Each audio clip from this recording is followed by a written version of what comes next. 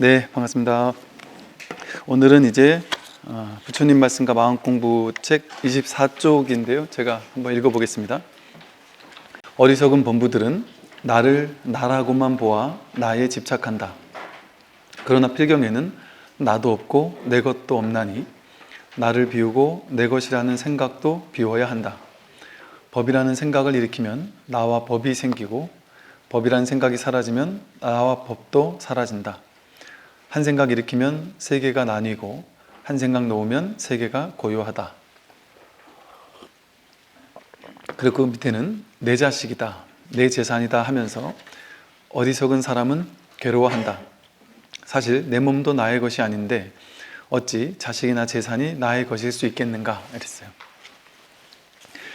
우리가 이제 집착을 하는 이유, 그러니까 괴로움의 원인은 집착 때문이거든요. 이게 집착하기 때문이고, 집착하는 이유는 그게 집착할 만한 가치가 있다고 착각하니까 집착을 하는 거잖아요. 그러니까 그 집착할 만한 가치가 있다라는 건 집착할 만한 어떤 실체가 있다고 느끼는 거예요. 이게 진짜라고 느끼는 거죠. 이게 거짓인 줄 알면, 환상인 줄 알면 거짓에 누가 집착하겠어요? 그러니까 진짜가 아닌데 누가 거기에 집착을 하겠어요? 근데 이게 진짜인 줄 착각하니까, 거짓을 진짜라고 착각하니까 그거를 진짜인 줄 알고 갖고 싶은 욕심과 욕망과 집착이 생기는 거죠. 그 뭐를 진짜인 줄 아느냐? 나를 진짜인 줄 안단 말이죠. 이 몸을 나라고 여기고 내 생각, 느낌, 의지, 의식, 내 마음을 진짜라고 여겨서 이 몸과 마음을 나라고 착각하니까, 이걸 진짜라고, 너무 진짜 같으니까 몸과 마음을 나라고 여기다 보니까 나에 집착하는 거예요. 그러니까 이제 내 몸과 내 마음에 집착하죠. 내 생각에 집착하죠. 내가 느끼는 감정에 집착하고요. 내 거에 자꾸 집착하는 거예요. 나와 내 것, 내 생각. 이걸 나다, 내 것이다, 내 맘대로 한다, 이런 식의 표현을 써요. 소유물도 내 건 줄 알고 내 맘대로 하고 내 뜻대로 하고 인생은 내 뜻대로 돼야 된다 하고 생각하는 마음, 그 생각에 집착하는 거죠. 그래서 이렇게 나에 집착하는 것 때문에 괴로움이 생기는데, 그 괴로움의 원인은 나라는 게 실제가 아니다란 말이죠. 그러니까 이게 실제가 아닌지를 우리가 이걸 깨달아 보려면 지금까지 보던 방식, 지금까지 내가 생각하던 방식이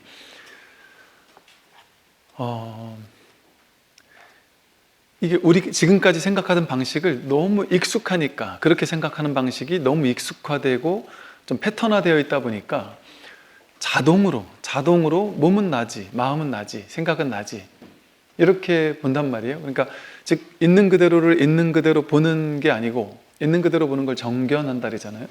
있는 그대로 보는 게 아니라 있는 그대로를 자기 생각, 판단, 분별로 습관적으로 걸러보는 게 익숙한 거예요. 그러니까 걸러보는 게 익숙하니까, 여러분 이걸 있는 그대로를 있는 그대로 보면 뭐죠? 컵이라는 말은 옛날에 어릴 때 엄마가 컵이라는 그림책을 보여주면서 이게 컵이야 컵이야 하면서 컵이라는 말을 가르쳐 준 거잖아요. 그럼 이걸 컵이라고 하려면 벌써 몇십 년 전에 배웠던 그 컵이라는 단어, 그거를 가져와야 되잖아요. 옛날에 배워왔던 생각을 가져와야 되잖아요. 그걸 이제 오온에서, 반야심경의 오온의 용어에서 표상, 그러니까 상온이라 그래요. 수상행식이라고 하는 것 가운데 상온이 표상작용이라 해서 옛날에 이렇게 생긴 건 컵이야라고 배웠던 그 상온, 이미지, 표상이 옛날로부터 이렇게 쌓여있던 게 이렇게 튀어나와가지고, 아 이건 컵이지, 이렇게 한단 말이에요.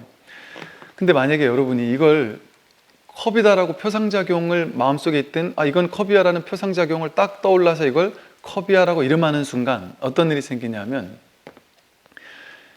이건 이제 이미 아는 기지에, 이미 내가 알고 있는 무언가가 돼요.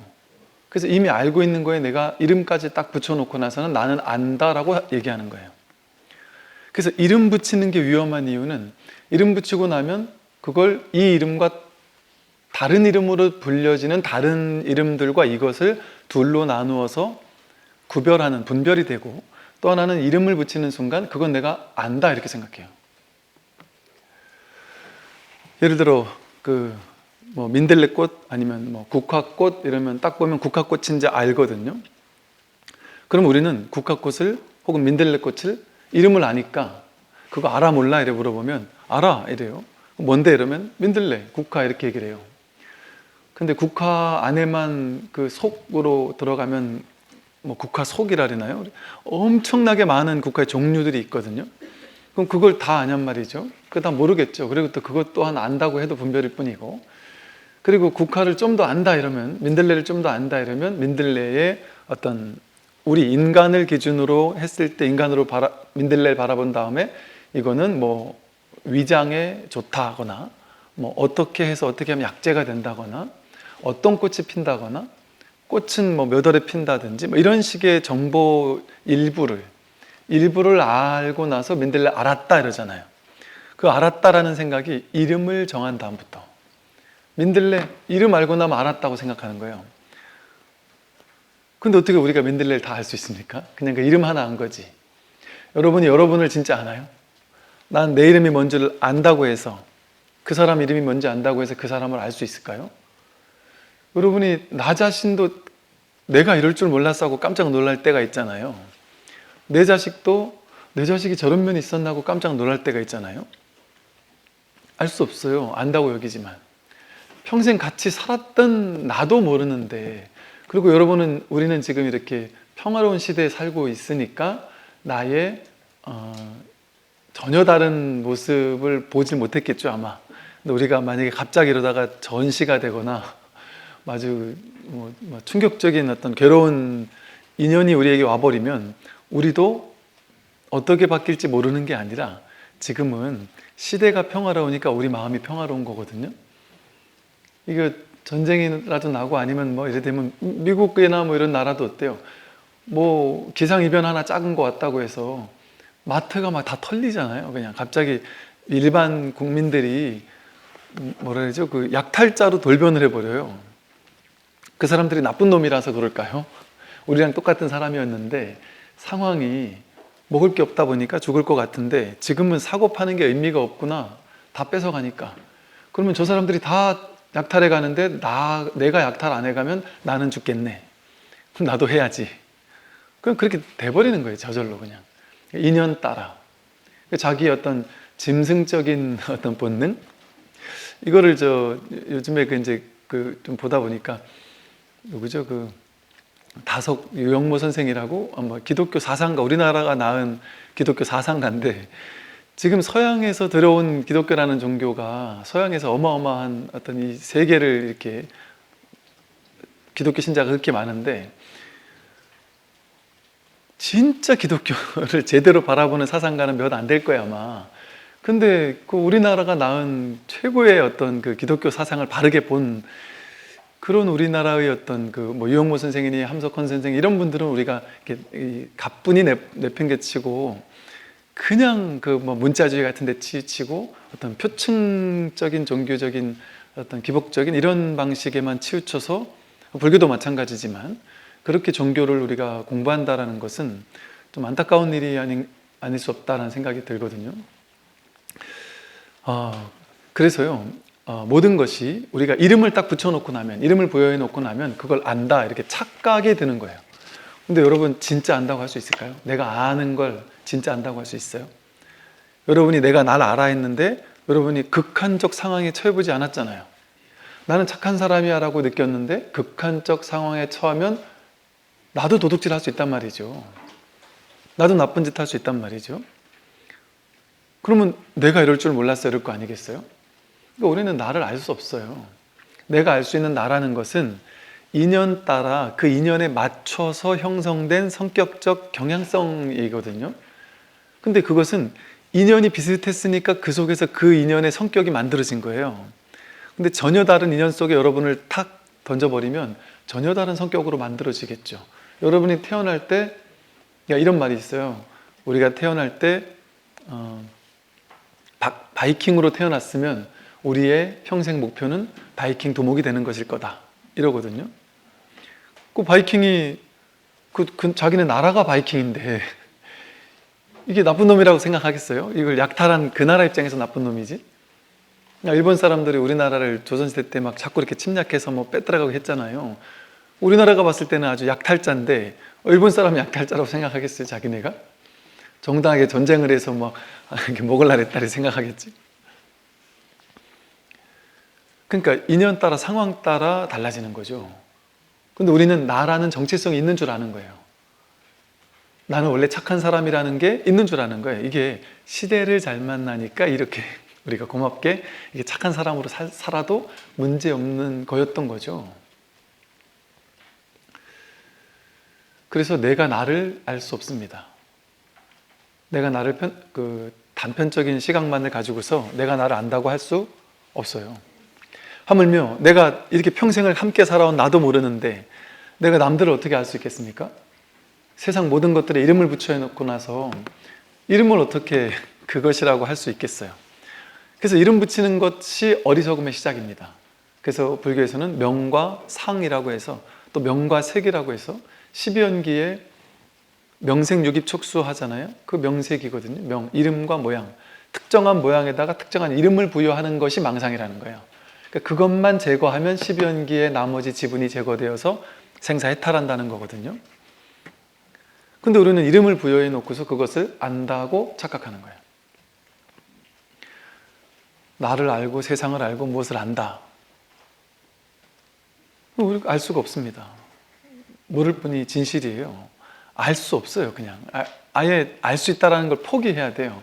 근데 우리는 이제 이렇게 세상 모든 것을 알 수 있다라고 이름을 부여해 놓은 다음에 그거를 다 안다고 여기는 놀이를 하는 거예요. 그러니까 알고 나는 거는 더 알고 싶어집니까? 아는데 알고 싶지 않아요. 여행을 가도 산에 막 올라가야 되는데 귀찮잖아요. 그러면 한번 갔다 온 사람들은 나 옛날에 가봤어. 너네끼리 갔다 와. 그런지 여기서 쉰단 말이에요. 난 가봤으니까, 아니까. 근데 동일한 풍경이 365일 다 다른 풍경을 보여주지 않나요? 어떻게 한 번 봤다고 그걸 안다고 할 수 있어요? 근데 안다고 여기면 더 알고 싶지 않아지고 궁금하지 않아져요. 그러면 그것의 진실을 볼 수 있는 안목이 닫혀버려요. 왜? 난 아니까. 그러니까 있는 그대로를 있는 그대로 못 보고 우리는 보자마자 그걸 이름을 아니까 그걸 이거는 컵이야 라고 이렇게 아는 거예요. 이건 옛날에 배웠던 그 컵이 아닌 거예요. 지금 이거지. 그러니까 이름을 부여하면 얘를 우리는 알 수 없습니다. 그러니까 얘를 컵이라고 이름하는 순간 우리는 얘의 진실과 멀어져요.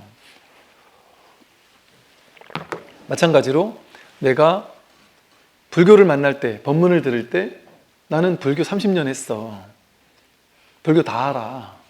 이런 관념으로 들으면 그게 진짜 불교를 아는 걸까요?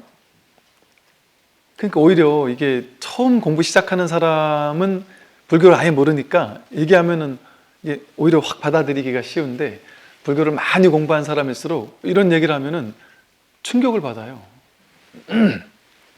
왜냐하면 내가 불교에서 배웠던 내 관념 속에 불교가 있거든요. 불교는 이런 거다라는 수많은 이름을 가지고 개념을 가지고 불교를 내 안에서 정의 내린 그 정의의 틀이 내 안에 딱 견고하게 서 있거든요. 그러니까 그거에 반대하는 어떤 사람이 반대하는 말을 하면 나를 공격한다고 느끼는 거예요. 내가 아는 걸 나라고 느끼니까. 그래서 그 잘못됐어 하면 나를 공격하는 줄 알아요.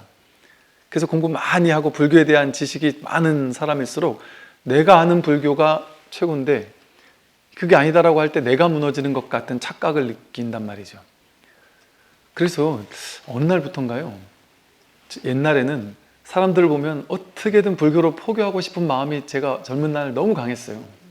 그래서 정말 막 사람들이 불교를 안 믿는 걸 보면 너무 가슴이 아프고 저 사람을 이 악의 구렁텅이에서 살려주고 싶고 이리로 막 끌어와야 될 것 같고 막 한 명이라도 불교로 더 붙잡고 싶고 막 이랬거든요, 옛날에는. 전혀 지금은 안 그래요. 차라리 모르는 게 나을 수 있다. 어설프게 불교를 아는 것보다 아예 모르는 게 나아요, 차라리. 아예 모르는 사람은 나는 종교도 싫고 불교도 싫고 중놈들 뭐 종교인들 다 나쁜 놈들이야 이런 생각을 하는 사람도 간단해요. 이 공부 진리로 돌아오는 데는 힘들게 제가 그 한 사람을 포교하려고 하면 죽도록 해도 안 되거든요. 그 사람 마음 열기 쉽지 않거든요. 제가 그 강남 서초동에 처음에 출가해서 청년회를 만들려고 시간 버려, 돈 버려, 막 온갖 열정을 다 쏟아도 1년 동안 죽도록 노력해서 20대 청년 10명을 모았는데 이거 엄청난 제가 이게 좌절감을 느꼈거든요. 이렇게 해도 10명밖에 안 됐구나. 근데 이제 그 절에서 많은 분들이 야, 뭔 소리냐. 젊은 사람 10명 모으는 거는 진짜 하늘의 별 따기다. 그런데 그렇게 죽도록 힘들게 모아놔도 이게 인연이 없는 사람을 억지로 갖다 놓으니까 자기가 진짜 관심이 없으면 이 공부 안 하더란 말이에요. 그러니까 마음으로 진정으로 이렇게 받아들이질 않아요. 그러니까 한 10년, 20년 고생해서 불자로 만들어 놨는데 너무 가볍게 관심이 안 갖는단 말이에요. 그런데 아까 말한 것처럼 종교 싫다, 난 무교다. 종교하는 놈들은 다 미친 놈들이고 수준 떨어지는 놈들이야, 이런 사람이 있거든요. 종교는 다 필요 없는 거야, 이런 사람들이 있어요. 그런 사람들이 너무 쉽게 이 공부를 진지하게 하는 걸 많이 봐요. 어떨 때냐면 승승장구 할 때는 자기 생각을 딱 쥐고 있다가 갑자기 큰 병에 걸렸거나 집안에 큰 우환이 생겼거나 너무 힘든 일이 생길 때, 내가 어떻게 할 수 없는 절망적인 일이 생길 때 정말 마음이 갑자기 허해지고 갑자기 약해지고 뭐라도 잡고 싶은 거예요. 지푸라기라도 잡고 싶고 뭐라도 잡고 싶은 마음이 저절로 생겨요. 그러면 그 전에 그렇게 종교에 의지하는 놈들은 전부 다 수준 낮은 것들이야 이렇게 얘기하던 사람이 자기가 갑자기 허해져서 갑자기 종교를 공부하게 되는데, 그런 사람이 마음을 이 공부를 하기 시작하면 사람이 이렇게까지 바뀔 수 있나 싶을 정도로 미친 듯이 공부를 하게 되더라고요. 그래서 이게 시절 인연이 오면 저절로 하지 말라래도 막 죽도록 공부를 하고, 시절 인연이 오지 않으면 내가 별의 별짓을 다 해도 안 하는 거예요. 여러분 자식들 불교로 포기해 보려고 노력해 봤는데 안 되잖아요. 안 돼요. 죽었다 깨어나도. 그러면 그렇게 할 필요가 굳이 없단 말이에요. 굳이 없어요. 굳이 포교를 그렇게까지 막 억지스럽게 할 필요가 없어요. 그게 역효과가 나요, 포교를. 진짜 제대로 하는 포교가 아니에요. 막 아파트 방방마다 두들기면서 띵동하면서 뭐 부처를 믿으시면 뭐 이럴 필요 없단 말이에요. 그게 역효과가 나요. 역효과가 안 나려면 조금 사기를 치면 되긴 하지만 어떤 사기를 쳐야 되겠어요? 가만 놔두면 안 믿거든요. 그러니까 그 사기를 쳐야 돼. 당신 죽을 것 같다. 지금 집안에 우환이 생길 것 같다. 집안에 누군가 하나가 뭐 큰일 날 것 같다. 이 정도 사기를 치지 않으면 안 믿는단 말이에요. 우리가 뭐 그래 사기칠까지는 아니잖아요. 그래서 세상에는 과하게 애쓸 필요가 없어요. 인연이 뭐예요? 인연 따라 현실이 이렇게 드러나고 있잖아요. 현실이 드러난 모든 것은 전부 다 인연 따라 드러난 거잖아요. 그러니까 인연이 생길만 하니까 이 현실이 생긴 거예요. 지금 눈앞에 드러난 이 자신의 삶이라는 현실은 인연이 만들어낸 현실이거든요. 그러면 우리는 인연이 만들어낸 현실을 가지고 자기 생각으로 재해석하면서 내가 만들었다고 고집을 부리는 거예요. 스님, 인연이 만들었다니요? 무슨 말씀이세요? 열심히 공부해서 시험 합격한 사람이 뭐라 그러냐면, 무슨 소리 하시냐, 이게 무슨 인연이 만들었냐, 내가 공부해가지고 이거 합격한 거다, 내가 운동해가지고 운동선수가 된 거다, 내가 열심히 해가지고 돈 번 거고 내가 열심히 해서 진급한 거다, 이렇게 생각해요. 맞을까요? 영 틀린 말은 아니죠, 그죠? 그런데 그 사람이 인연이 없으면 그 일을 할 수 있었을까요? 성적이 좋게 나와서 좋은 대학 간 사람이, 여러분 인연이 머리가 나쁘게 공부를 좀 못하게 태어난 인연인 사람들은 죽어라고 해도 안 되는 거예요. 저희가 이제 우리 군에 있을 때 보면은 이렇게 좋은 대학 다니고 뭐 똑똑한 친구들이 있어요. 이 친구들이 뭐라는 얘기를 하냐면, 똑똑한 친구들은 다 그런 말을 하더라고요. 뭐라 했냐면, 확신을 가지고 있어요. 어떤 확신이냐면, 공부를 전부 다 안 해서 그렇지 하면 무조건 다 잘할 수밖에 없다. 무조건 다 뭐 좋은 대학 갈 수밖에 없다. 다 안 해서 그렇다. 자기는 해서 이 대학 간 거다, 이렇게 얘기해요. 아니야, 너는 머리가 좋아서 간 거야. 안 되는 사람은 죽어라고 해도 안 돼, 이러면 그럴 수가 없대요. 내가 해보니까 이게 공부가 그렇게 어려운 게 아니래요. 누구나 하면 다 되는 거래요. 근데 안 해서 안 하는 거래. 본인이 머리 좋게 타고났구나는 걸 이해 못하는 사람도 있더란 말이죠. 그러니까 그게 어느 정도 타고나야 공부도 할 거 아니겠어요? 운동신경 없는 사람이 어떻게 운동을 잘할 수 있겠어요? 운동신경도 어느 정도 자기 인연이 맞게 타고나야 그걸 했을 때 잘하는 거 아니겠어요? 돈 버는 거 어때요? 회사 다 똑같이 회사 가고 사업하고 똑같이 식당 다 하잖아요. 뭐 이렇게 정년퇴직하면 대부분 식당을 하신다 그래요.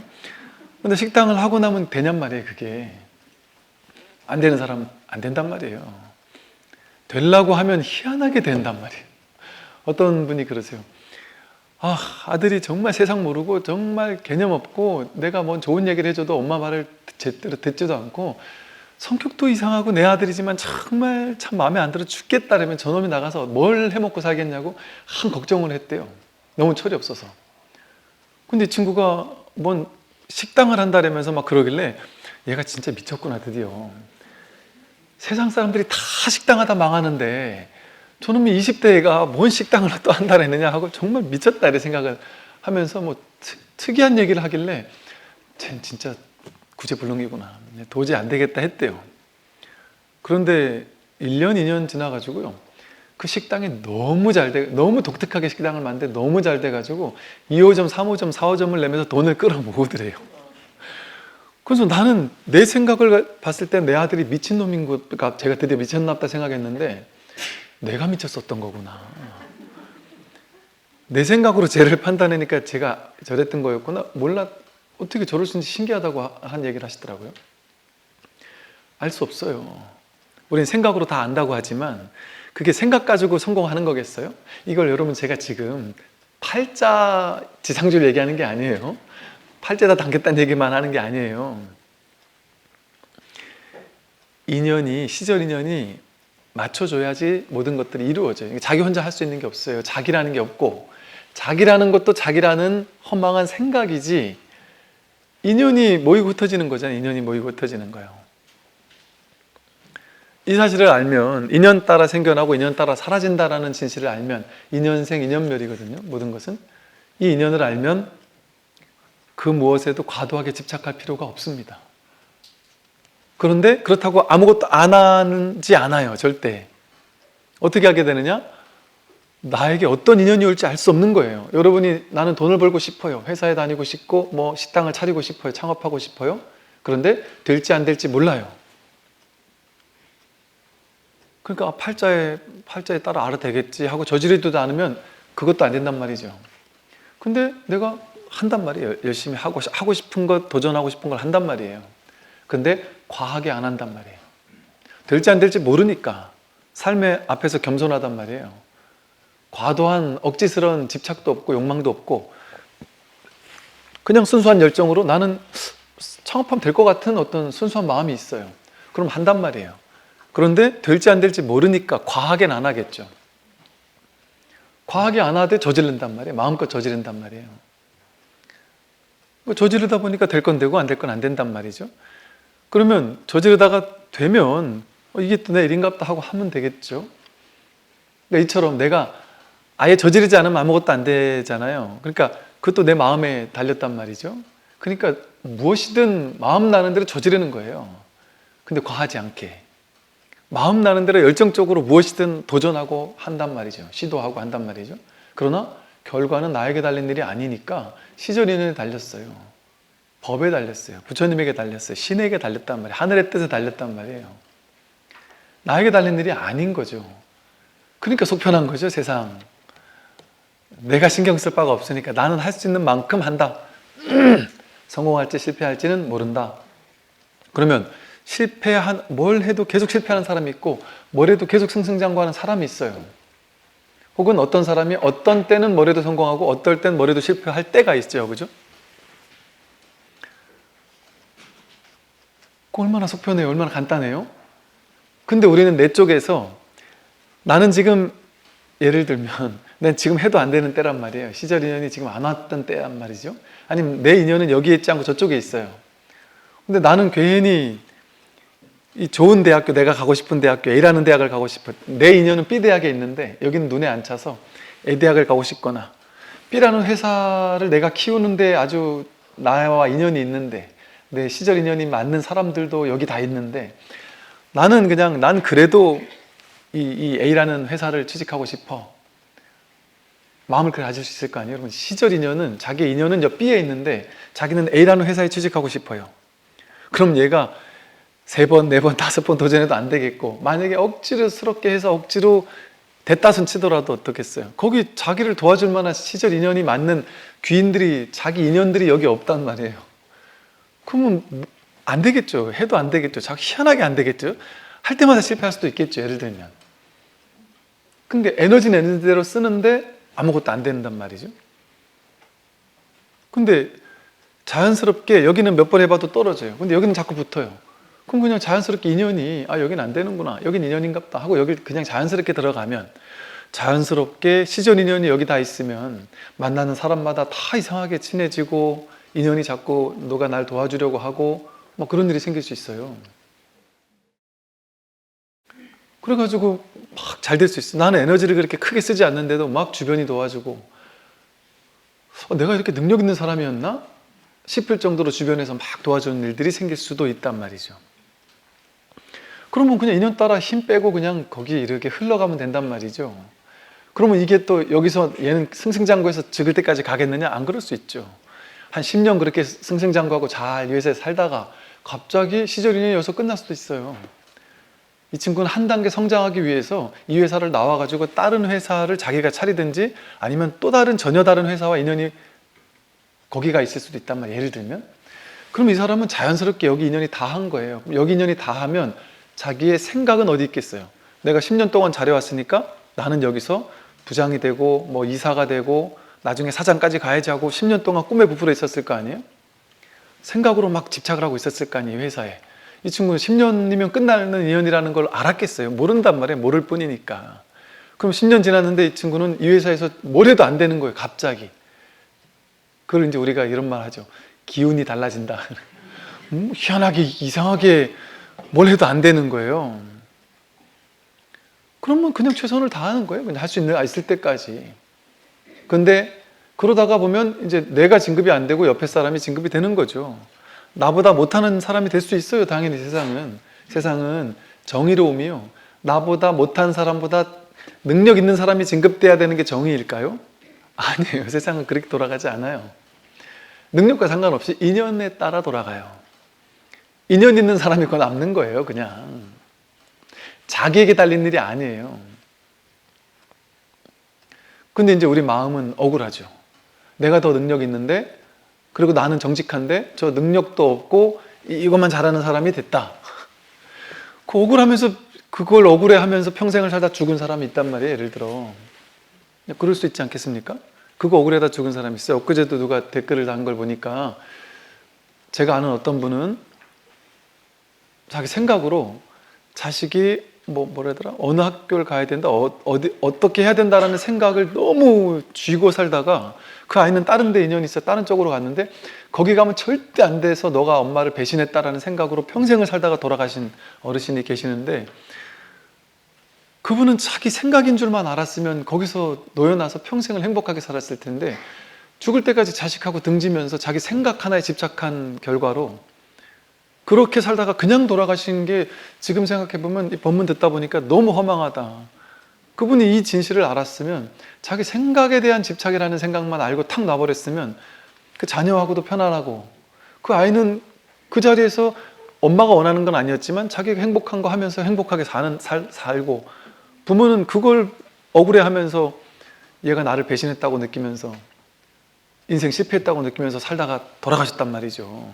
그래서 그 인생이 너무 허무하다는 얘기를 하더란 말이죠. 그러니까 우리 인생이 그렇게 허무하게 살다 가면 안 된단 말이죠. 그러니까 자기 생각을 고집하면 나는 여기 끝까지 있어서 여기서 승승장구하고 싶은데, 이 사람은 나가게 되면 나가는 거예요. 그러면 여러분, 제가 이제 군에서도 마음 공부하는 분들 많이 있단 말이에요. 군법당에 열심히 다니는 분들이 계셔요. 그럼 그런 사람들의 자세가 딱 그래요. 이게 이론만 그런 게 아니에요. 군인 장교나 부사관 이런 분들이 진급이 되게 중요한 거예요. 근데 이 공부 진짜 열심히 한 사람들은요, 진급 딱 떨어졌어요. 그러면 오케이, 인정, 끝. 그러나 내년까지나 후년까지는 최선을 다해 봐야 된다. 이러면 그냥 최선을 다하는 거예요. 그러다가도 안 되면 오케이, 인정, 끝. 자기가 능력이 없는 것도 아닌데 그래도 그것도 인연이면 오케이. 그리고 바로바로 마음에서 딱 정리를 하는 거예요. 그리고 내가 주어진 일을 열심히 하는 거예요. 열심히 하면서 틈틈이 이제 저녁 때 퇴근하면 밖에 나가 뭘 할까 이런저런 공부도 하고 정보도 또 찾아보고 그러다가 나가가지고 자기가 또 하고 싶은 일을 하는 거예요. 그러니까 이게 자연스럽게 물 흐르듯이 무의 자연으로서 말 그대로 자연스럽게 물 흐르듯이 과도한 집착과 욕망 없이 삶이 그냥 흘러가는 거예요. 이걸 흐름에 든 자, 수다원이라 그러나요? 흐름에 든 자 이란단 말이에요. 삶이라는 흐름을 내 생각을 가지고 반대하고 삶과 싸우려고 하고 인연과 싸우려고 하고 법과 싸우려고 하는 게 아니라 법신부처님과 싸우려고 하는 게 아니라 뭐가 법신부처님이에요? 삶이 법신부처님이에요. 이 인연이 펼쳐지고 있는 이 현실이라는 삶의 진실과 내 생각을 가지고 싸우려고 하지 않고 흐름을 탄단 말이에요. 그러니까 이 말이 자칫 그러면은 정말 열심히 안 사는 거잖아요 라고 들을 수 있는데 그게 아니라는 건 아실 거예요. 열정적으로 산다니까요. 더 열정적으로 살아요. 다만 열정은 이때 결과에 대한 집착이 없는 거예요. 최선을 다해요. 근데 돼도 좋고 안 돼도 좋다. 그러는 마음으로 최선을 다하는 거예요. 그러니까 뒤끝이 뒤탈이 없단 말이죠. 최선은 다하되 그걸로 됐어. 안 되면 인연이 안 되는 거야. 내가 내 생각이 옳은 게 아니라 법이 옳아. 그러니까 법에 모든 걸 맡기고 사는 거예요. 그러니까 삶을 내 인생에 10년은 이렇게 돼야 되고 20년은 저렇게 돼야 되고 내 몸엔 병이 나면 안 되고 자식들은 뭐 1년에 몇 번은 나를 찾아와야 되고 안부 전화 몇 번씩 해야 되고 뭐 사위 며느리 나한테 어떻게 해줘야 되고 뭐 이런 내 생각이 만든 그 생각이 진실이 아니라 삶이 진실이에요. 만약에 사위 며느리가 들어왔는데 나한테 영 내 뜻대로 안 해준다. 그게 진실이에요. 내 생각이 진실이 아니라 우리는 이 생각이 진실인 줄 알고 생각을 가지고 그들에게 강요하고 싶잖아요. 근데 이제 강요가 아니라 그냥 부드럽게 한마디 두 마디 해서 바뀌면은 오케이, 그것도 좋은 거예요. 그럼 이렇게 뭐 교육 삼아 이렇게 하나 더 얘기해 줘도 되겠죠. 어른한테 이렇게 하는 거다 하고. 그건 할 수 있죠. 한 번 하고 안 들으면 또 한 번 하고 안 들으면 또 더 좋게 또 한 번 더 하고 몇 번 했는데도 안 된 사람 있잖아요. 죽도록 해도 안 된다. 그럼 오케이, 저게 진실이구나. 저게 저 아이의 진실이구나.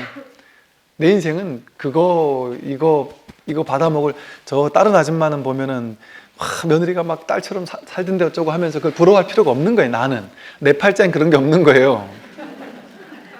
그냥 빨리 받아들이면 된단 말이죠. 그럼 괴로울 게 없어요. 그냥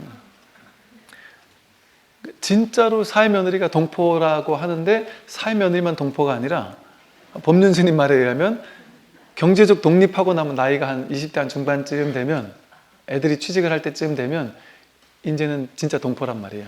남남이란 말이에요. 내 거란 생각하지 말고 내 자식이란 생각하지 않고 그럴 필요 없단 말이죠. 그게 본래 친척이 어디 있어요. 본래 가족이 어디 있어요. 인연이 생하고 인연이 흩어지는 게 끝인데 인연 따라 생기고 인연 따라 흩어지는 게 끝이에요. 그 정부 치고 살면 고향이지 고향이 따로 없듯이 인연 맺고 살면 그게 가족이지 가족이 따로 없는 거예요. 여러분 다 남남하고 붙어 사는 거잖아요. 원래 남이었던 사람하고, 그죠? 그러니까 뭐라더라? 님에다가 뭘 하면은 남이 된다 이러듯이. 그러니까 그냥 인연이에요, 인연. 그냥. 인연 따라 모였다 흩어지는 거예요. 자식도 사실은. 그런다고 해서 자식을 남남처럼 사랑한 게 아니죠. 사랑하고 애쓰고 할 건 다 한다. 그러나 결과적으로는 인연 따라 생기고 사라질 뿐이에요. 이 몸을 그런 생각, 모양, 이미지, 개념을 개입하지 않고 그냥 보세요.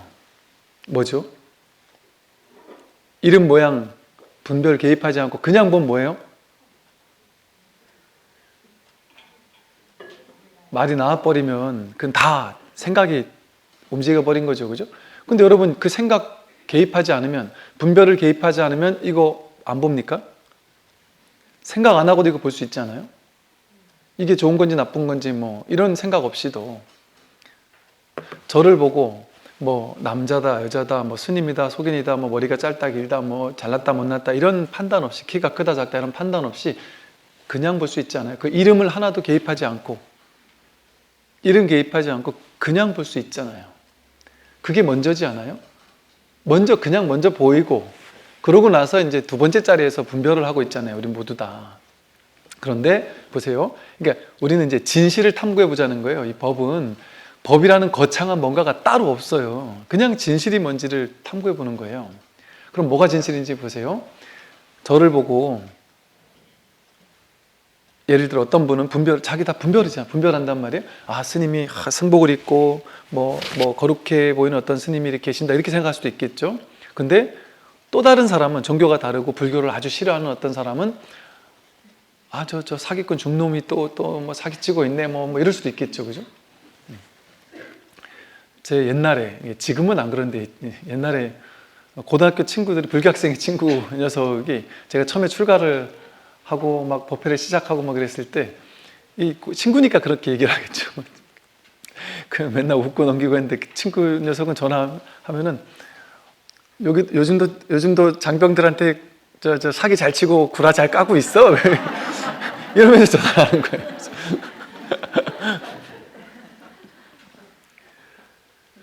그 보는 사람에 따라서 이 승복을 입고 있다 이것을 전혀 다르게 보는 거예요. 어떤 사람은 좋고 거룩하게 볼 수도 있고 어떤 사람은 막 사기꾼처럼 볼 수도 있는 거예요.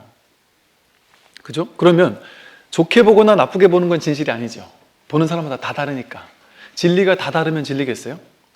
모두 이게 평등한 게 진리일 거 아니겠어요? 그럼 이 사람이 이렇게 보고 저 사람 저렇게 보는 건 거짓이잖아요. 진실이 아니잖아요. 그러니까 여러분이 저를 스님으로 보는 것, 거룩하다 보는 것 다 거짓이죠.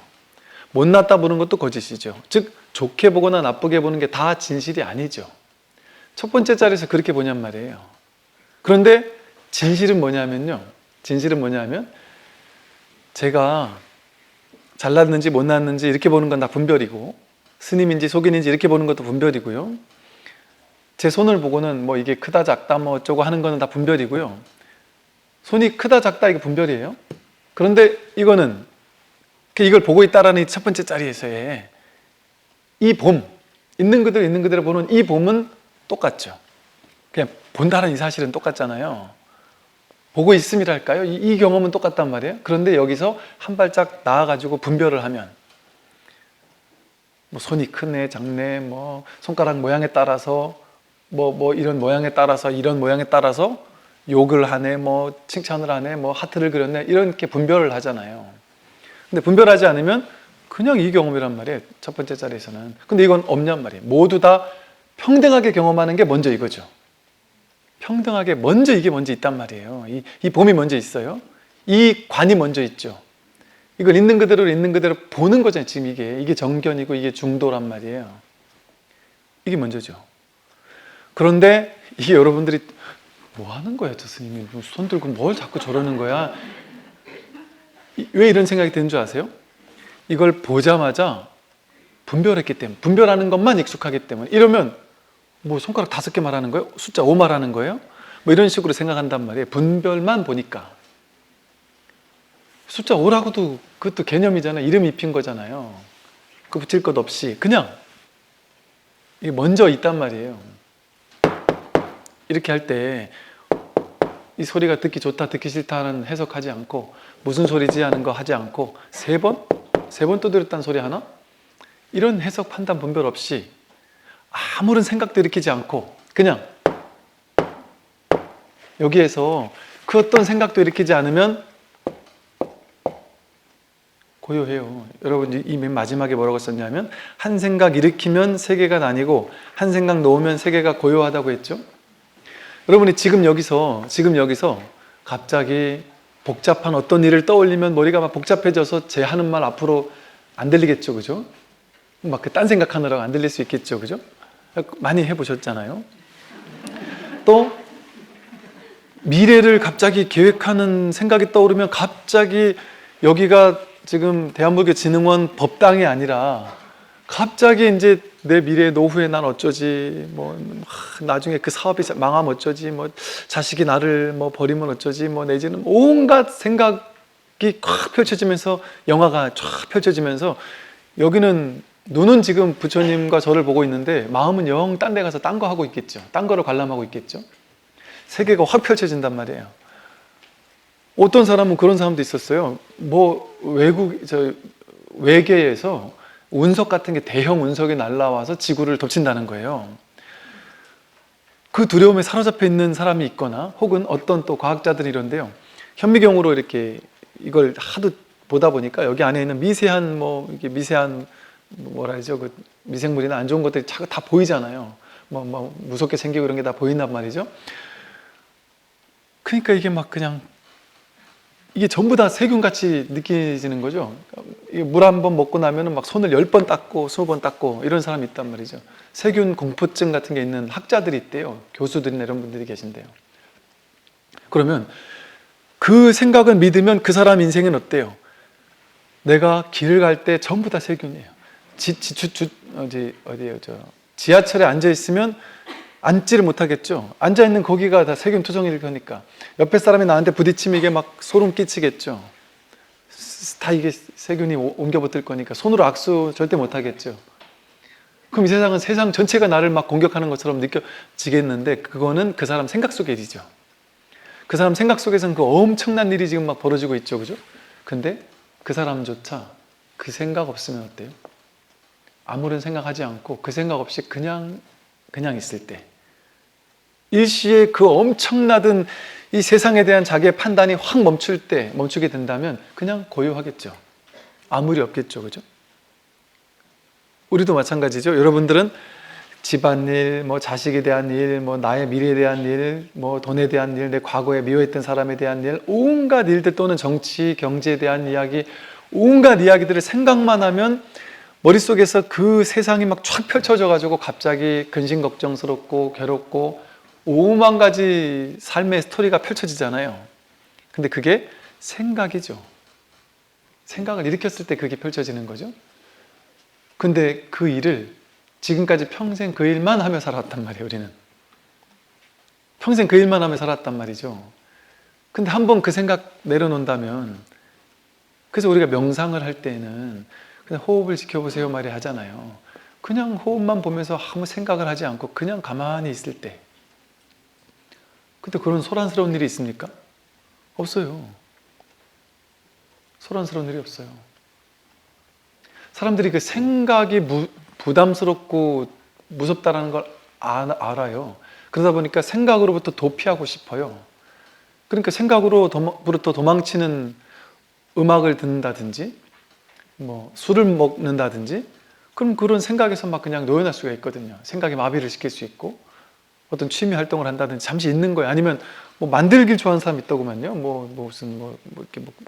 뭘 막 만들어요. 근데 저걸 도대체 왜 하는지를 모르겠는데 그거라도 안 하고 있으면 머리가 돌아버릴 것 같다는.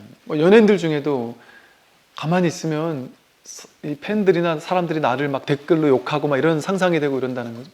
그냥 막 청소를 하거나 아니면 막 만들기를 하거나 이러면 그 시간 동안 있는다는 거죠. 그 잊고 싶어 하는 거예요. 그러다가 감당이 안 될 만큼의 극도의 괴로움이 갑자기 우리에게 찾아오잖아요. 그러면 우리는 자기가 자기를 살리기 위해서 가만히 놔두면 얘가 돌아버릴 것 같으니까 얘를 살리기 위해서 저절로 이 시스템에서 그 기억 상실을 탁 가져오기도 한답니다. 혹은 갑자기 이 사람을 딱 쇼크로 그냥 쓰러지게 만들기도 한다는 거예요.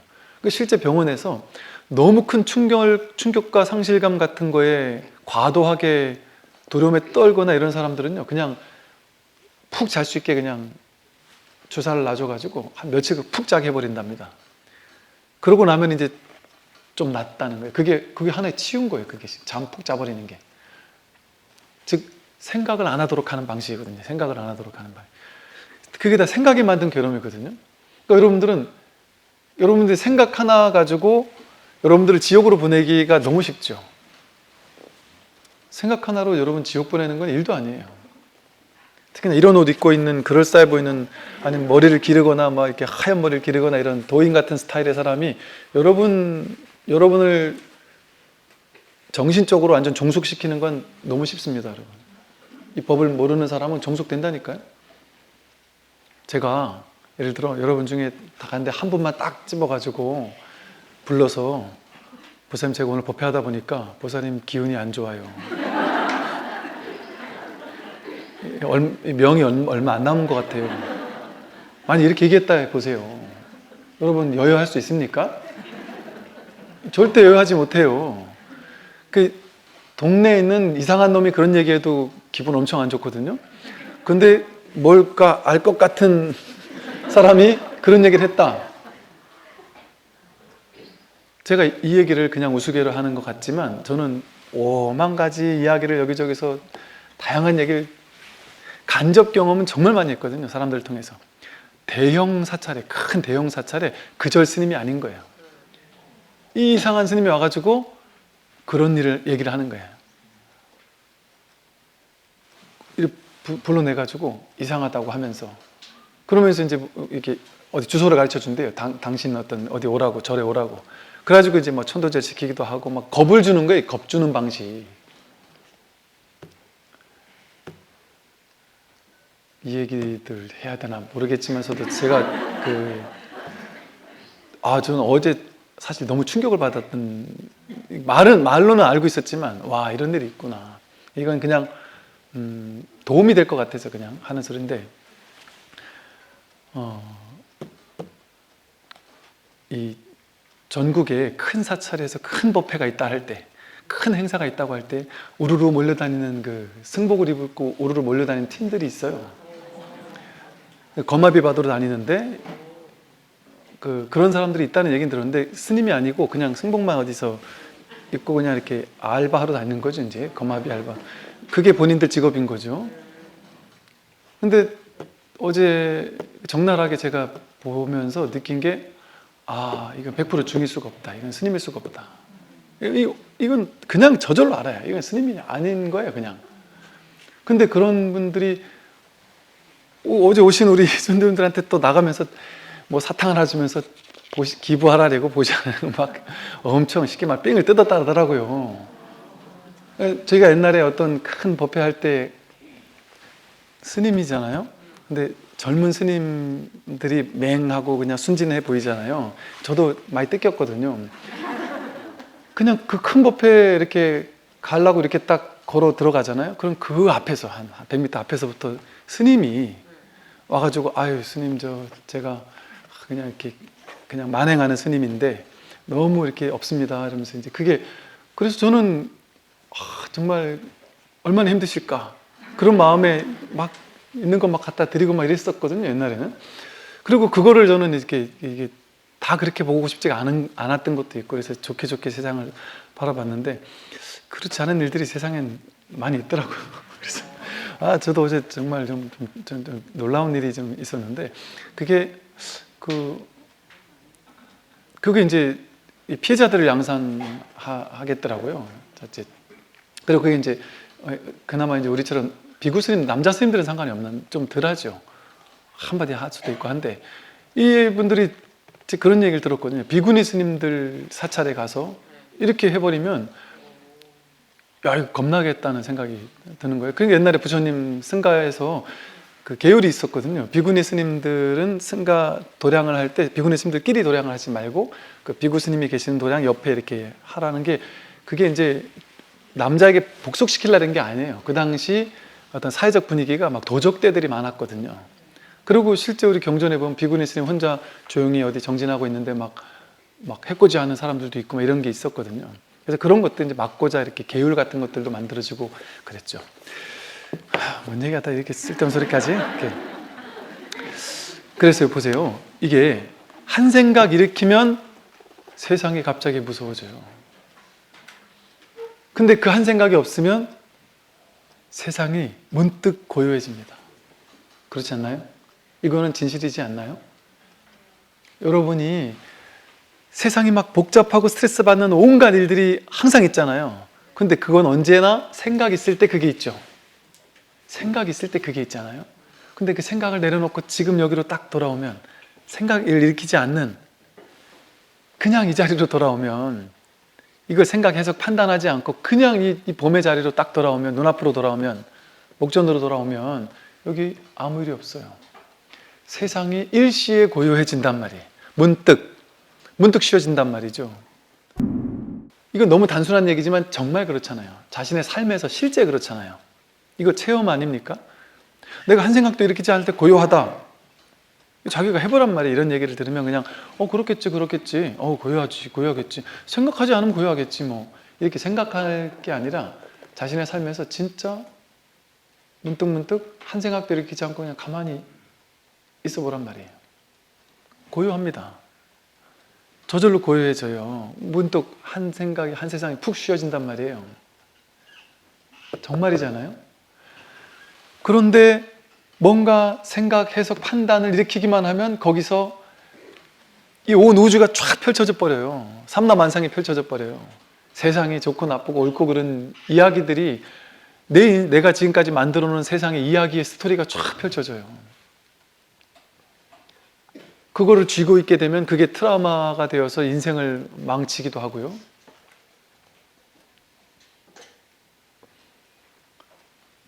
그러니 한 생각 일으켰을 때 일이잖아요. 전부 다. 지금까지 우리가 거짓에 속아왔던 거죠. 전부 다 한 생각 일으켰을 때 얘기잖아요. 내가 부자야, 가난해, 이게 생각이잖아요. 눈앞에서 부자가 어디 있고 가난이 어디 있어요. 내가 잘났다 못났다가 어디 있겠습니까? 그냥 볼 때는 볼 뿐이잖아요. 함경 니까야의 제일 유명한 구절이 볼 때는 보는 것만 있게 해라, 들을 때는 듣는 것만 있게 해라. 그럼 볼 때는 볼 뿐이다, 들을 때는 들을 뿐이다, 이런 얘기가 무수히 너무나도 많이 나오거든요. 그러니까 뭐 뿐 하는 얘기가 그럴 뿐이란 말이에요. 그냥 우리는 그냥 이렇게 살아갈 뿐이에요. 그냥 눈앞을 해석하는 어떤 일들이 일어나는 게 아니라 그냥 이뿐이에요. 이뿐이에요. 이게 진실이잖아요. 그 이뿐의 자리에서는 그냥 첫 번째 자리에서 다르지 않은 걸, 이걸 확인하고 있잖아요. 이 봄, 이걸 확인하고 있잖아요. 여기서는 다르지 않단 말이죠. 근데 이걸 가지고 우리는 저마다 자기식대로 생각하고 해석하고 판단해서 스님이고 뭐 목사님이고 신부님이고 뭐 잘났고 못났고 키가 크고 작고 내 인생은 성공적이고 실패이고 뭐 이런 식으로 생각하잖아요. 이제 같은 학교 다닌 어떤 친구가 저한테 그런 얘기를 한 적이 있었어요. 자신은 인생이 계속적으로 자신의 인생은 해도 안 되고 재수가 없었고 안 좋은 일들만 계속 벌어지고 왔기 때문에 자기는 내 인생은 이렇게 아주 복이 없고 내 인생은 아주 괴로울 수밖에 없는 인생이었구나라는 것을 옛날에 절감하면서 너무 절망적이었었다는 얘기를, 그래서 절망적인 마음으로 오랜 세월을 살았다는 얘기를 하더라고요. 그래서 뭐 구체적으로 뭐가 절망적이었느냐고 물어봤어요. 그랬더니 이를테면 이런 거예요. 나는 집이 여긴데 중학교가 이 학교 저 학교 저 학교가 있는데 난 하필이면 남들은 집 주변에 있는 학교 갈 수 있는데 운이 좋아서 다 가는데 나는 제일 먼 학교를 배정받았다. 이건 뭐 하자는 거냐? 이거는 자기 마음속에 그랬다는 거야. 이건 뭐지? 이 세상이 나를 버렸구나. 이 우주가 나를 버렸구나. 부처가 나를 버렸구나. 이거 나는 진짜 재수도 정말 미친 듯이 없는 사람이구나. 이렇게 해석했던 거죠. 그런데 사실은 저 옆집 친구였단 말이죠. 저도 그 중학교를 다녔단 말이에요.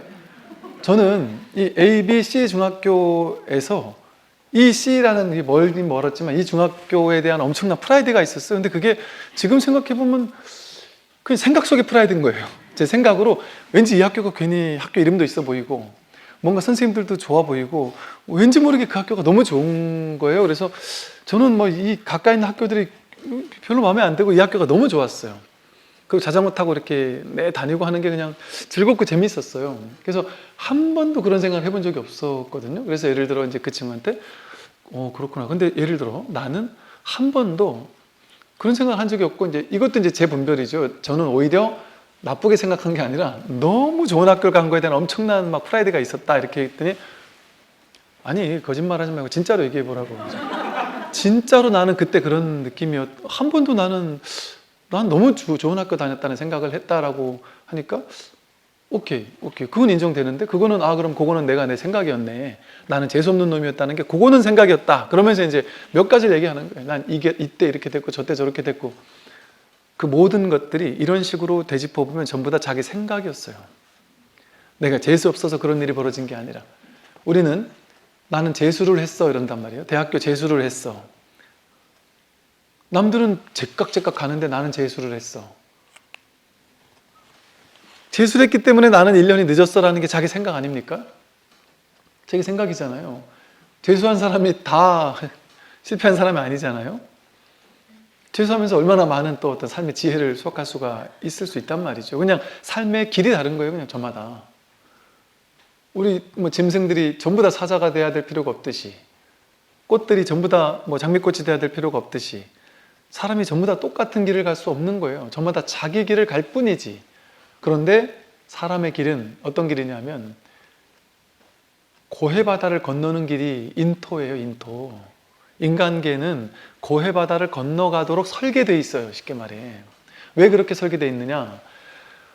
괴로움에서 벗어나기 위해서, 괴로움에서 벗어날 사람이 누가 벗어나겠어요? 본인이 괴로움을 절감해 봐야 괴로움에서 벗어나겠다는 발심이 생겨요. 괴롭지 않은 사람은, 승승장구만 하는 사람은 세상이 달콤해서 세상에서 벗어나야 되겠다는 생각, 출리심을 일으키지 못해요. 이걸 출리심이라고 부르거든요. 벗어날 출, 리, 이 세간에서 벗어나겠다.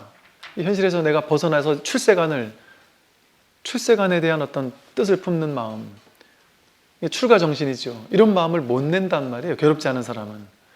그러니까 인간계는 누구나 괴로움을 기본으로 깔고 설계됐단 말이에요. 근데 이제 생각은 그 괴로움이 싫은 거예요. 생각은. 그 생각만 없으면 괴로움이 아니에요. 그러니까 우리는 지금 예를 들어 지금 이 시대에, 이 나라에 태어났잖아요. 이 평화로운 시대에, 그죠? 그러니까 이게 기본이니까 여기서 비교하니까 괴롭잖아요. 남들보다 괴롭잖아요. 그런데 사실은 왜 지금 여기서 동시대 사람과 비교해야 되죠? 예를 들어 우리가 원신들과 비교하면 지금 훨씬 행복한 거잖아요. 밥 때마다 뭐 잡으러 안 뛰어다녀도 되잖아요. 그리고 돈을 못 벌어도 국가에서 이렇게 많이 또 주잖아요. 죽지 않을 만큼은 주잖아요. 하다못해 북한에서 건너온 사람들도 집 주고 용돈을 주더라고요. 심지어 그 학교도 보내주더라고요. 걔네들끼리만 경쟁해가지고 이렇게 서울에 좋은 학교 다 다녀요. 그러니까 지금 뭐 복지가 이렇게 돼 있단 말이죠. 우리 나라가 전체적으로. 그러니까 여기서 내가 지옥으로 바꾸려면 너무 쉽죠. 간단하죠. 내 인생은 지옥이야. 나는 재수가 없어서 내 인생은 처음부터 끝까지 계속 지금까지 줄곧 괴로웠어. 이런 생각을 내가 만들기 쉽죠. 그런데 삶은 가만 내버려 두고도 마음 하나 바꾸면 와, 내 인생이 괴로운 게 아니었구나. 완벽했구나. 심지어 그 완벽이 괴로움조차 완벽했구나. 괴로웠던 시나리오조차 완벽했던 거예요. 내가 괴로움에서 벗어나게 해줄 수 있는 놀라운 시나리오였기 때문에. 제 어릴 적에 좀 불우한 때도 있었고요. 또는 막 좀 힘든 때도 있었고요. 다양한 어떤 우여곡절들을 겪었어요. 그때는 재수가 없어서 나는 이렇게 태어났구나라고 생각을 했단 말이죠. 그게 아니었더라고요. 모든 것이 있는 그대로 완전했더라고요. 완전해서 완전했던 게 아니라 내 생각으로 만들어 놓은 완전이라는 기준에 부합했다라는 게 아니라 그 완전하다라는 내 생각을 내려놓으니까 삶은 아름다울 때나 추할 때나 잘 나갈 때나 못 나갈 때나 돈이 있었을 때나 없었을 때나 모든 것이 다 이대로 완전했더라고요. 생각으로 해석 판단하는 것만 내려놓는다면 이게 삶의 아름다움입니다. 이게 삶의 진실이에요. 아까 그저 이것뿐이었다고 하듯이 첫 번째 짤에서는 그냥 이것뿐이라고 하듯이 눈앞에 딱 이 진실 하나가 이게 진실이고 나머지는 다 생각이잖아요. 여기에 대한 생각은 사람마다 다 다를 수 있지만 이 스님에 대한 생각, 해석, 판단은 다 다를 수 있지만 지금 이거는 다르지 않단 말이에요. 첫 번째 짤에는 다르지 않단 말이에요. 이 정견의 지혜로서 세상을 바라보면 어떨까요? 하늘에는 바람이 불고 바람이 분다라는 것도 말인데 그 말을 빼고 이렇게 불어와서 뺨을 적실 뿐, 봄에 꽃이 필 뿐, 여름에 더울 뿐, 가을에 바람이 불 뿐이고 겨울에 추울 뿐이에요. 그냥 그뿐이지. 그 모든 것들이 그냥 그럴 뿐이지. 그거는 생각하고 해석해서 나는 봄, 가을은 좋은데 여름은 싫다거나 이건 자기 생각이죠. 마찬가지로 내 인생도 마찬가지죠. 내 인생에 봄, 가을이 있고 내 인생에 겨울이, 혹독한 겨울이 있단 말이죠. 그건 자기 생각이에요. 내 인생에 혹독한 겨울, 이게 자기 생각이에요. 그럼 어떤 분은 그래요? 스님, 이 통증을 겪어보지, 스님이나 많은 사람들은 저 같은 이런 통증을 겪어보지 않았으니까 그렇게 쉽게 말씀하시죠. 이제 그분께 혹시나 이제 뭐라죠? 진통제 같은 걸 드시면 어떠시니까, 그걸 먹으면 좀 낫긴 한데 거의 달고 살아야 된다, 많이. 그런데 예를 들어 옛날 진통제가 없던 시대 같으면 이거보다 훨씬 더 괴로웠겠죠. 근데 이제 둘이 있는데 이 진통제 없이 그걸 감당하는 사람이 있다면 이 사람에 비해서는 훨씬 행복할 수도 있겠죠, 이를테면. 근데 이분은 그런 사람과 비교하기보다는 멀쩡한 사람과 비교하면서 나를 좌절하고 절망하느라고 두 번째 화살을 맞게 된단 말이에요. 그래서 자신의 인생을 절망, 좌절이라고 이름표를 붙인단 말이죠. 자신의 인생에 대해서 이렇게 생각, 개념으로 판단하고 분별해서 내 인생은 못났다, 내 인생은 절망적이었다, 이렇게 해석하는 거, 그게 자기 생각이란 말이에요. 그 생각이 없으면, 그런 분별을 따라가지 않으면, 그 분별을 따라가지 않으면, 지금 한 생각도 일으키지 않으면 고요하죠.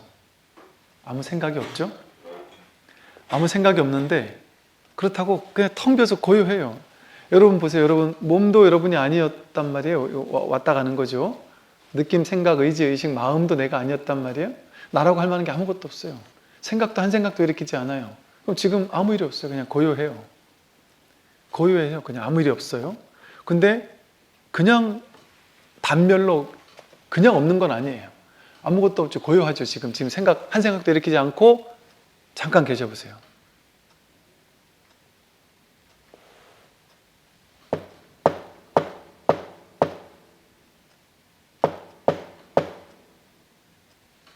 아무 일도 없이 고요한데도 불구하고 그 고요한 가운데 이게 없나요? 이건 있어요. 이건 있어요. 그 고요한다는 건 이거에 대한 생각은 없단 말이에요.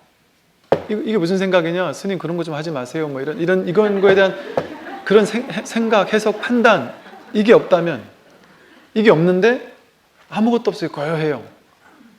그런데 그 텅 빈 고요함이 완전 죽은 고요함이 아니란 말이에요. 이렇게 살아있단 말이에요. 이거는 없앨 수 있습니까? 이거 없앨 수 있는 게 아니에요.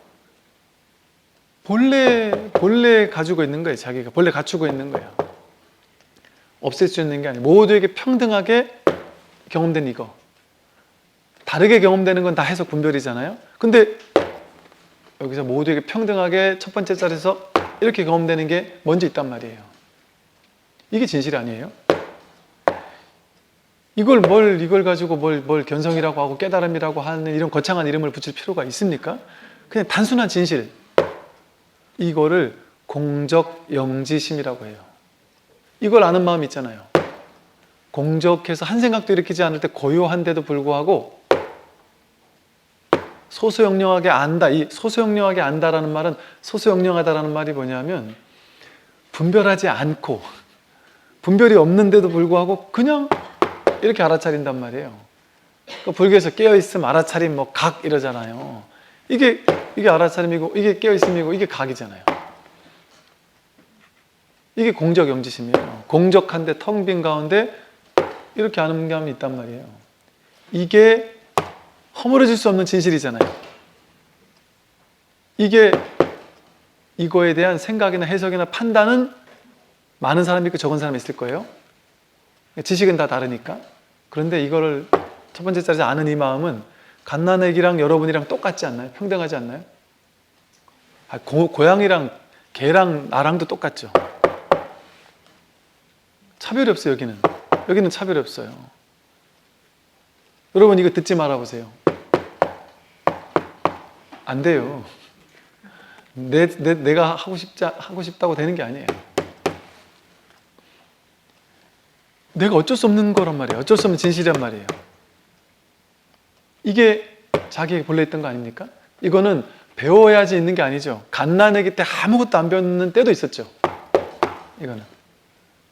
이게 컵인 줄 알거나 모르는 거는 배워야 아는 거잖아요. 근데 이거는 갓난아기 때 배우지 않아도 그냥 본래부터 태어나자마자 있던 거란 말이에요. 근데 이게 제가 이거 하니까 자꾸 여러분들이 분별의 생각을 가지고 이걸 하니까 뭔 얘기를 하는 거지 도대체? 분별하지 않고 그냥, 그러니까 여러분이 무슨 사고방식이냐면 이건 내 몸이고 이건 내 바깥이야. 내 몸에서 내 귀가 바깥에 있는 소리를 들어, 이렇게 둘로 나누는 생각, 내 눈이 바깥에 있는 대상을 봐, 이러는 둘로 나누는 생각이 너무 딱 붙어 있는 거예요, 내 분별심 속에. 그러니까 이 소리가 들리면 저 스님 도대체 뭔 말을 하는 거지? 내 귀가 저걸 듣고 있고 내 눈이 저 손을 보고 있는 건데 이게 진실이라고 하는, 제가 이게 진실이라고 했단 말이에요. 진실이라는 말은 뭐예요? 이걸 다른 말로 하면 이게 법이라는 거고 이게 본래 면목이라는 거고 이게 진짜 자기라는 얘기거든요. 이게 여러분의 본래 면목이에요. 진짜 나는 이 몸이 진짜 나가 아니고 생각이 진짜 나가 아니고 내 개성이 진짜 나가 아니고 이게 진짜 나예요. 이게 진짜 나란 말이에요.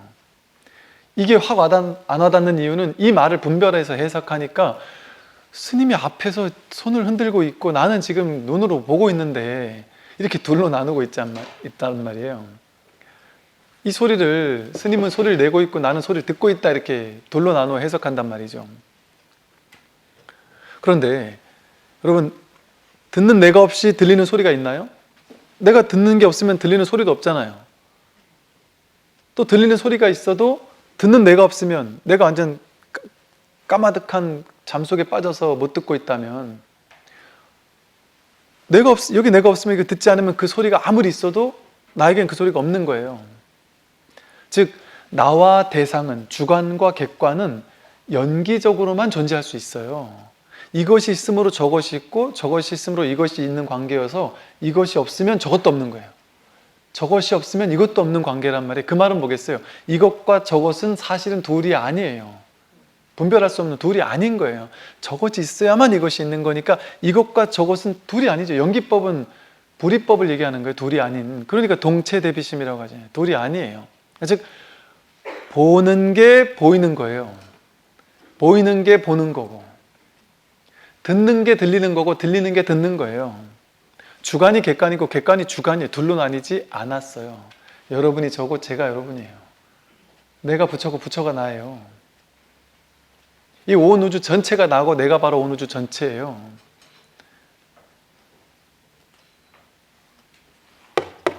이거를 귀가 듣는다라는 그 생각만 내려놓으면 뭐가 들어요? 뭐가 듣는지 알 수 없어요. 그 생각 내려놓으면 뭐가 듣는지 알 수 없어요. 이게 여러분 가만히 들어보세요. 들어보면 이게 여기서 나는 소리일까요? 그쪽 귀에서 나는 소리일까요? 어디서 나는 소리일까요? 알 수 있나요? 알 수 없어요. 모르겠어요. 모르는데 한 가지 확실한 건 이 작용은 확실하죠. 이 소리를 지금 어쨌든 이게 듣고 있다는 이건 확실한데 이게 여기서 듣는 건지 저기서 듣는 건지 뭐 공명에서 듣는 건지 뭐 무슨 파동이 들리는 건지 알 수 없단 말이에요. 근데 이거 하나는 확실해요. 생각으로 해석하면 내가 저 소리를 듣는 거고 이건 공기 중에 뭘 따라서 여기 전동이 돼가지고 아는 거고 이런 생각인데 그 생각을 내려놓으면, 그 분별을 내려놓으면 이게 둘이 아니잖아요. 그냥 하나의 작용이에요. 하나의 법이 드러나고 있단 말이에요. 우리 인생에서 진실한 건 이것뿐이지 않아요? 나머지는 다 해석이잖아요. 그러니까 해석에 따라 사람마다 다 다르잖아요. 근데 이거는 똑같잖아요. 이건 똑같잖아요. 똑같은 거. 이게 진실이지, 생각에 따라서, 해석에 따라서, 사람에 따라서 다르게 보이고 다르게 들리고 다르게 느껴지는 게 어떻게 진실일 수가 있겠습니까? 그러니까 우리 모두가 외모 다르죠, 개성 다르죠, 성별 다르죠, 모든 게 다 달라요. 근데 이거는 똑같죠. 이거 하나 똑같아요. 그러니까 이게 진짜 나거든요. 이 나 하나가 불이법으로 이 하나가 우리 모두를 이렇게 살아있게 한단 말이에요. 이게 살아있음이잖아요. 살아있잖아요, 이렇게. 그리고 여러분은 마치 거울이라고 하죠. 거울과 같이. 내 몸을 나라고 생각하지 말고 그냥 제 말을 들어보시란 말이에요. 마치 거울인 것처럼, 허공의 거울인 것처럼, 어떤 모양 없는 허공 전체가 온 우주, 나를 포함한 온 우주 전체가 허공의 거울인 것처럼, 통으로 눈인 것처럼, 거울인 것처럼 이걸 드러내고 있잖아요. 거울은 그냥 똥이 와도 비추고 아름다운 게 와도 꽃이 와도 비추듯이 그냥 이렇게 분별하지 않고 이렇게 비출 뿐이듯이, 이 소리가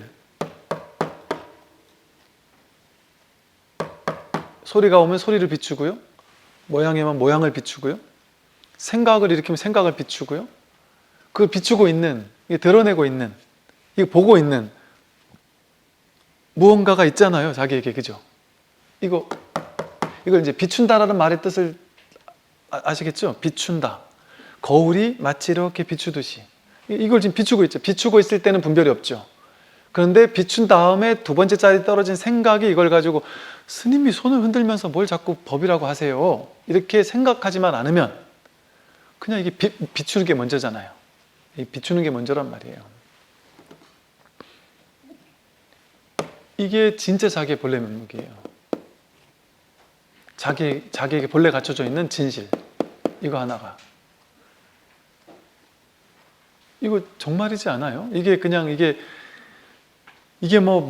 연부를 1000만 번 해야지만 깨달을 수 있는 얘기예요? 오래 자선해가지고 앉아있어야만 깨달을 수 있는 얘기예요? 이렇게 지금 여기서 확인되는 얘기잖아요. 그냥 팩트를 체크해보자 이거예요. 오랫동안 익혀왔던 생각으로 해석해서 아르마리로 알던 그 방식을 내려놓고, 그냥 그 모든 생각 없이 그 생각 다 내려놓고, 완전히 내려놓고, 그냥 나는 지금 이제 막 갓난아기가 돼서 엄마 뱃속에 딱 태어난 사람인 것처럼 아무 생각도 없다는 생각으로 그냥 있으면, 한 생각도 일으키지 않고 있으면 생각 일으킬 수가 없죠. 배운 게 없으니까. 아무것도 아닌 게 없어요. 그냥 고요해요. 아무 일이 없어요. 그런데 이거 하나가 살아있어요. 이게 죽어있지는 않단 말이에요. 이게 진정한 자기 본래 면목이에요. 이거는 죽어요, 살아? 이게 죽었다 살아요? 불생불멸이에요. 여기 있거나 저기 있어요? 위치가 없어요. 위치 없는 참사람이에요. 나에게만 있거나 여러분에게는 없습니까? 모두에게 평등하게, 여러분 깨달은 사람에게 있는데 깨닫지 못한 사람에게는 없나요, 이게? 깨닫지 못한 사람에게도 똑같이 있죠. 이렇게 있잖아요. 이거 비추지 않는 사람 없잖아요. 여러분, 이 말을 들으면 알 듯 모를 듯 하기도 하지만, 뭐랄까, 너무 쉬워서 설마 저게 달까? 그러니까 이거를 넘어서기가 너무 힘들어요. 설마 저게 달까? 설마 저게 법일까? 법에 가는 방법은요, 두 가지가 있을 수 있어요. 내가 너무 과도하게 꽉 막혔다가 한 방에, 그러니까 분별망상이 너무 컸던 사람, 그래서 분별망상의 괴로움으로 너무 허덕였던 사람은요, 이 사실을 한번 확인하는 순간 너무 꽉 막혀 있었다 보니까 확 뚫려버리는 체험을 해요. 체험이 세게 온단 말이에요. 그러지 막 무슨 체험기 쓰고 옛날 큰 스님들 이야기도 보면 견성했을 때 막 하늘이 무너져 내리고 세상에 쑥 내려가고 통이 빠지고 막 그러던 황홀한 체험이 한 달을 갔다 두세 달을 갔다 몇 시간을 갔다, 이런 얘기 있단 말이에요. 근데 그것을 너무 많이 듣다 보니까 그것만이 깨달음인 줄 안단 말이에요. 그런 방식으로 오기도 하는 게 이제 보통 많이 우리가 접하는 방식이죠. 근데 그것만이 다가 아니에요. 진울스님의 방식 같은 경우는 해오와 증오 이렇게 표현을 하기도 해요. 처음에 이게 이해하는 것 같은 느낌으로 오는 것 같단 말이에요. 이게 측면이. 그러다 보니까 해오라는 이름을 붙였단 말이에요. 그럼 그게 완전 삿된 깨달음이냐? 그렇지 않단 말이에요. 그것도 일별이라고 우리가 이름을 붙인단 말이에요. 이름 붙일 게 없지만. 근데 이건 너무 아무것도 아닌데? 여기에서 꾸준히 법문을 듣다 보면 이제 점점 더 안목이 밝아지고, 점점 더 이것뿐이네, 정말 이것뿐이네, 더 이상 다른 게 있을 수 없구나 하면서 점점 깊어지는 가운데 어떤 나름의 또 모종의 체험이 또 올 수도 있고, 또 이렇게 별반 체험이 없으면서 묵묵히 그냥 꾸준히 공부에 어떤 안목이 점점 밝아지는 걸로 그냥 꾸준히 공부해 나가는 사람도 있단 말이에요. 수많은 성인들 가운데도, 또는 이 법을 안내하는 서양의 다양한 선생, 뭐 현자 이런 사람들 가운데도 그런 다양한 그런 쑥 내려가는 체험이 있었던 사람이 있고, 별 체험이 없이 스승과 이렇게 문답하다가 애게에게 이게 다라고요. 정말 믿을 수가 없는 것을 스승이 딱 찍어주는 거예요. 그게 다다. 이것을 얘기하는 불교에 얼마나 많은 이야기가 있어요. 이건 너무 쉬워서 세수하다 코 만지는 것보다 더 쉽다.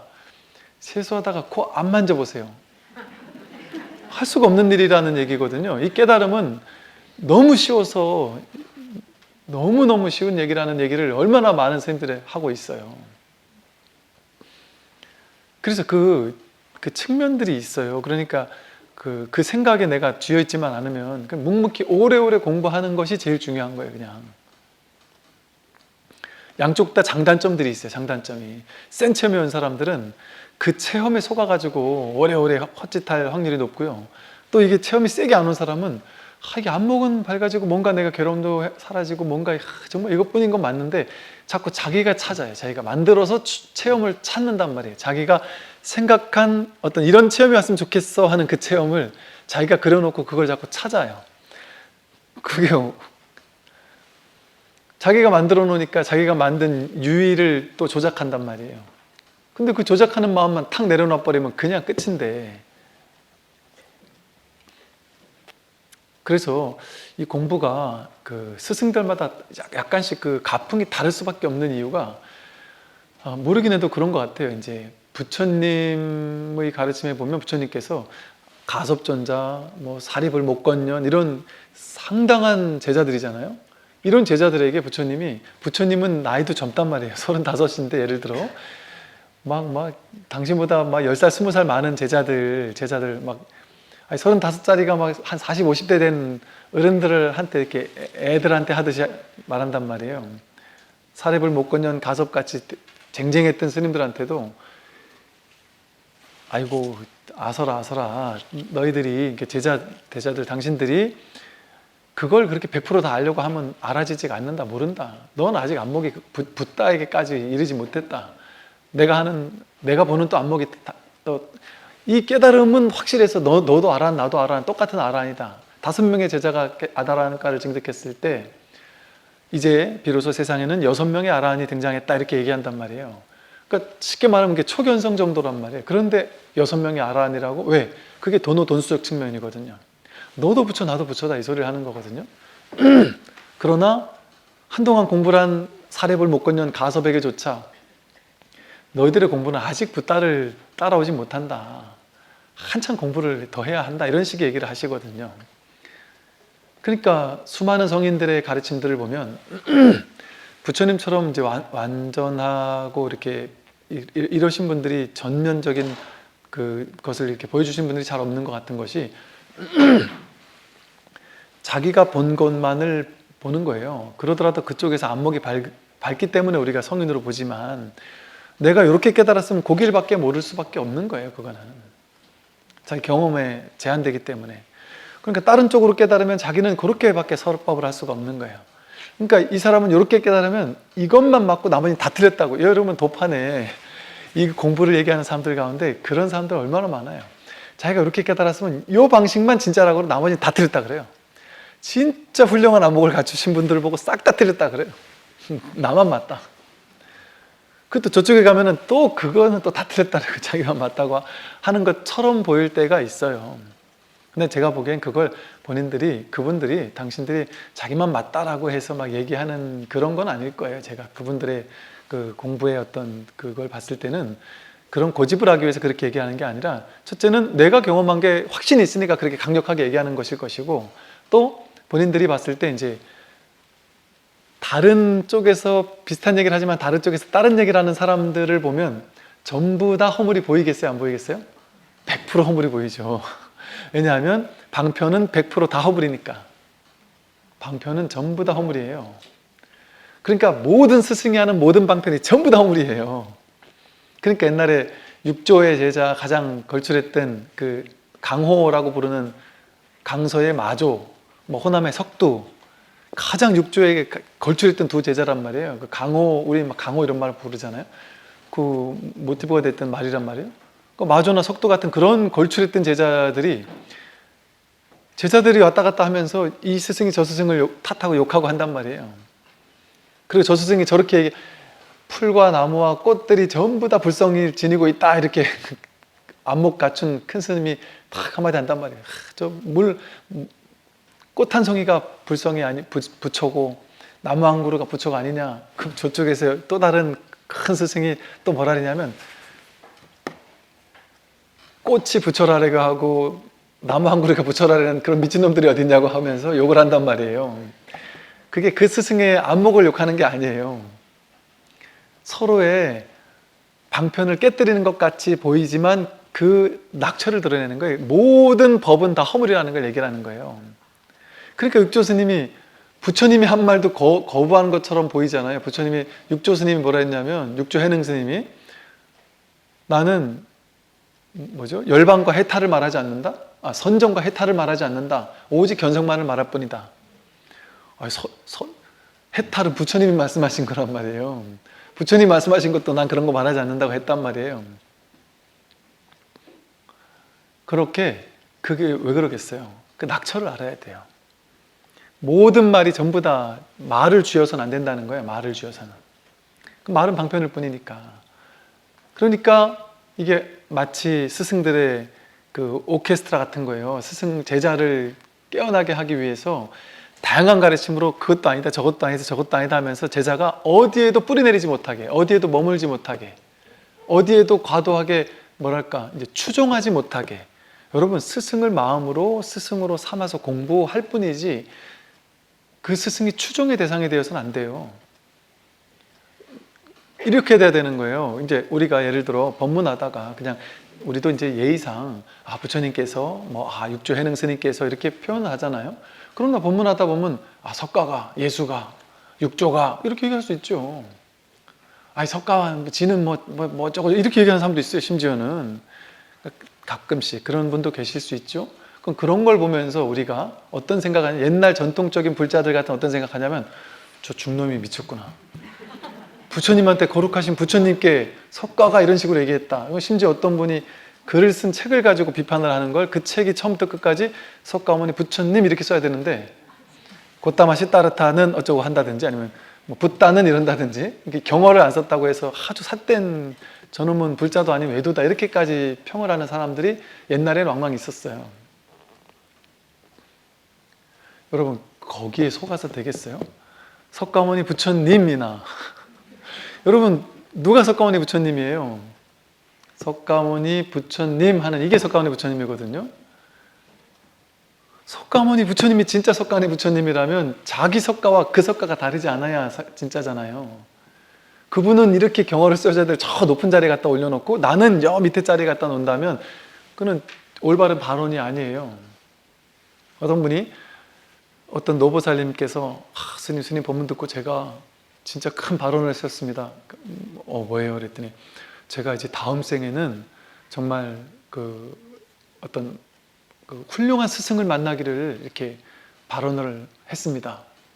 혹은 다음 생엔 제가 이제 건장한 남자로 태어나서 출가해서 깨달음을 얻기를 발언했습니다. 이제 이런 식의 발언을 한단 말이죠. 아주 훌륭한 발언이죠. 근데 기왕 발언하실 거면 다음 생에 훌륭한 스승을 만나기를 만나겠죠. 이제 그 발언이 있으니까. 그리고 훌륭한 스승을 만나야 부처가 되겠죠. 그 과정을 얘기하는 거잖아요. 훌륭한 스승을 만나기를 발언. 자기가 스승님을 깨달아야죠. 자기가 스승님을. 그건 훌륭한 스승을 만나가지고 내가 이 훌륭한 스승 따로 있고 내가 따로 있고 이걸 만나서 가야 될 법이 따로 있고 이렇게 되잖아요. 그런 불이법의 발언을 세워야 되는 거예요. 내가 부처란 말이에요. 내가 스승이란 말이에요. 그렇게 하면 어떻게 생각하냐면 아이고 그건 스님들이 하는 발언이고 우리 같은 제가자는 부처님은 이렇게 위에 올려드리고 우리는 이제 부처님을 따라가는 사람이죠 라는 어리석은 생각한다니까요. 스님들은 그래도 이렇게 예를 들어 우리 서양 종교 중에는 이러잖아요. 인간과 신의 성직자는 인간과 신의 중간자 역할이다. 이거 예를 들어 사제 계층 같은 이런 게 있잖아요. 그것은 이 사제 계층은요 약간 절대성이 있어요. 절대성이 부여가 된다라고 이제 믿는 종교가 있단 말이죠. 그러면 이제 우리 재미나게 우리 목사님 신부님들하고 대화를 나누다 보면 재밌어요. 신부님들은 이 신과 인간의 중간자 신부 사제예요. 그래서 신에게 제사를 지낼 수 있는 제사장이에요. 일반인들은 절대 제사 못 지내요. 신부님들은 제사를 지낼 수 있어요. 그런데 목사님들은 이 새로운 기독교가 중간에 신부 이런 제도 이런 게 필요 있지 않다. 그래서 딱 없애버리고 그냥 신과 인간 중에 제일 어떤 이렇게 리더 같은 이런 분들이 목사님이란 말이죠. 그러니까 이렇게 해서 나왔잖아요. 그러니까 그냥 이게 재미로 하는 얘기인데, 신부님들 마음속에선 목사님들은 사제가 아닌 거예요. 신과 인간의 중간자가 아닌 거예요. 인간이지. 아무리 해봐야 인간이에요. 이제 인간의 리더인 거예요. 본인은 이제 사제고. 그런데 이제 사제가 되면 제가 이제 좋고 나쁜 얘기를 하는 게 아니에요. 사제가 되면 하다못해 계율을 어기더라도 있잖아요. 이게 뭐로 좀 강등은 되거나 이럴 수는 있어도, 쫓겨나거나 이럴 수는 있어도 그 신부님으로서의 어떤 고유성, 이거는 절대적으로 부여된 거라 없어지지 않는다, 이런 얘기를 하더라고요.